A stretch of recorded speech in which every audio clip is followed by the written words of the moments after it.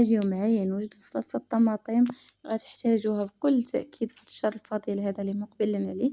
الله يدخلنا عليه بالصحة والسلامة يا ربي، لا فاقدين ولا مفقودين. ما تنساوش قبل ما تبداو الفيديو تضغطوا على زر لايك، تبارطاجيو الفيديو مع الأحباب والصحاب باش تعمل فائدة، وتابوناو فضلا وليس أمرا تشجيعا لنا على الاستمرار، وتقولوا لي آراءكم في التعليقات. كيف ما معروف أن مطيشة لا صلصة الطماطم تنحتاجو ليها مطيشة اللي تكون طايبة. هنايا أنا خديت غير مطيشة اللي حمرا مزيان وطايبة، وضفت عليها غير كاس ديال الماء، لأن أصلا هي فيها الماء وكتلق داك الماء ديالها. صافي هنايا كنشعل عليها النار اللي هي ما هي مرتفعة ما هي قليلة، يعني نار في الوسط. صافي وكنخليها حتى كطلع حالة غلية. ملي كطلع حالة غلية، شوفوا إلا كانت عندكم الكاسرونة صغيرة بحال هكا، أنا عندي كانت مطيشة درت كتيرة، ديك المطيشة اللي لتحت طلعوها الفوق، المطيشة اللي الفوق طلعوها لتحت، حيت لتحت المطيشة دغيا كطيب، المطيشة اللي تحت طابت واللي الفوق باقا.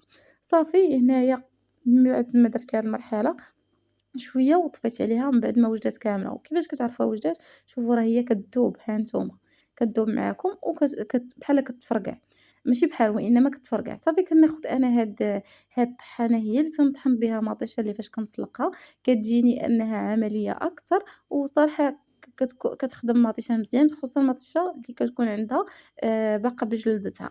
صافي هنايا كنستمر في أنني نطحنها. وهنا نبغي نقول لكم ردوا البال، لأن المطيشة كتكون مغلوقة مزيان، يعني ما حنا أصلًا ما حليناهاش، كتقدر تفرقع عليكم ولا يحضر السلامة كتقدر تحرق. أنا كانت فرقعت ليا هنا ولكن ما دارت ليا والو، حيت هي كتكون سخونة بزاف. صافي من بعد ما كنستمر هنايا نكمل هذيك المرحلة، كناخد الغربال وكنغربل فيه هاد المطيشة هادي، كنغربلها مزيان في الكاسرونة اللي سلقت فيها المرة الأولى.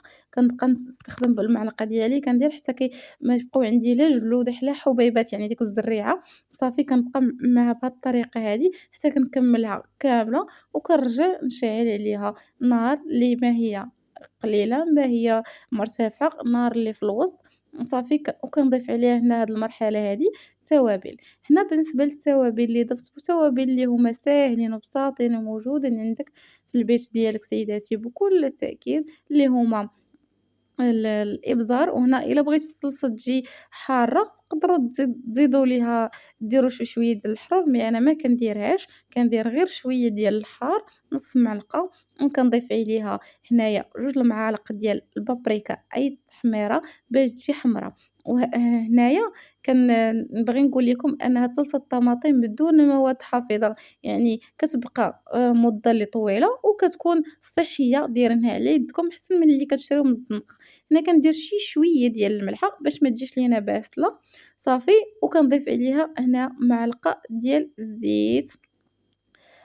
صافي من بعد ما كنضيف معلقة ديال الزيت كنحرّك هاد التوابل هادو باش ينسجموا معانا مزيان، وما يبقاو عندنا لا تكو زعما لا حبيبات لا والو، كنت غنقول لكم تكوّر. المهم ما يبقى عندكم لا حبيبات لا والو. صافي كنبقى نخلّط من بعد ما كينسجموا معانا وكطلع الغلية. كيف كتشوفوا ملي كتبدا كطلع الغلية هنايا كنضيف عليها واحد المكون اللي هو سحري وكيخليها تجي ثقيلة شي شوية، اللي هو النشا. هنا نحتاج ناخد كاس ديال العنبة، وكندير فيه معلقة ديال ديال النشا. كيف كتشوفوا هنا المرحلة هادي كنبقى نحرّك حتى كطلع معايا الغلية كيف قلت لكم قبل قليل. ومن بعد ملي كيف قلت لكم قبل قليل ها هي الغلية طلعت معايا. بعد هاد المرحلة هادي كنضيف واحد المكون اللي سحري وكيخلي الصلصة ديالي تعقّد. هنايا كنضيف عليها كناخد كاس العنبة وكنعبر به، كندير فيه معلقة ديال النشا أي المايزينا. وهنايا هاد الكاس من بعد ما كندير فيه هاد المعلقة ديال المايزينا، كندير فيه الماء اللي عادي من الصنبور حتى كنوصلو للنص ديال الكاس، وكنخلط مزيان باش ما يبقاوش عندي لا تكتلات ولا حبيبات كيف كتشوفوا. وكنضيفو على الصلصة ديالي وأنا كنخلط، يعني كنحرك مزيان. نضيف هاد النشا هذا ديالي أو المايزينا، ونستمر في التحريك باش ما تكتش ليا ولا يبقاوش ليا شي حبيبات. صافي كنحرّك، كنبقى في مرحلة من هنا حتى كنوجد وأنا في مرحلة تحريك. استمري هنا في التحريك بشوية بشوية. صافي في هاد المرحلة هادي كنكونوا كمّلنا جميع المراحل اللي خاصنا نديرو للصلصة ديالنا، صافي، حتى كتحسّوا بها تقارص معاكم وكتكون موجودة. كديروا هنا تعقّموا ليها أي قريعة عندكم، ولا ديروها نتوما شوفوا ديما كنقول لكم في المراحل ديال لي كيك ولا أي حاجة أخرى، مرحلة التزيين اختياري، هنا غنقول لكم التخزين اختياري، ديروها نتوما كيف خزنوها كيف بغيتو. المهم في هاد المرحلة أنا صافي راه قادت معايا كيف كتشوفوا، صافي طفيت عليها غادي نطفي عليها دابا، صافي في هاد المرحلة هادي ها نتوما عقّادت معايا. صافي كتولي بحال هكا هي فاش كتعقاد وكتقال كديرو غير بمعلقة صافي راه تتعرفوها موجودة.